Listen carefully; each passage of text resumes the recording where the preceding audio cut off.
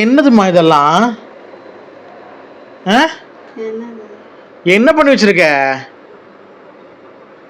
முழிக்காத. இங்க பாருங்க ஃப்ரெண்ட்ஸ், இதெல்லாமே தெரியுதா உங்களுக்கு? 1 2 3 4 இதெல்லாமே அடகு கடை, நகை அடகு கடை சீட்டு.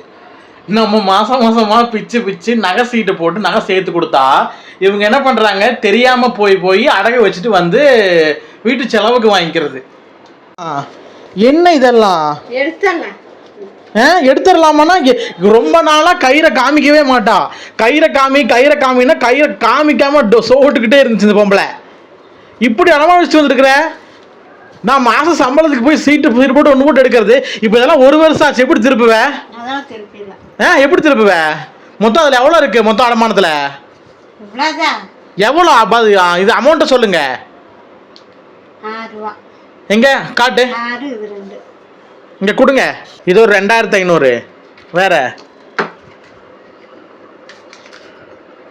இது ஒரு 2000, 4500.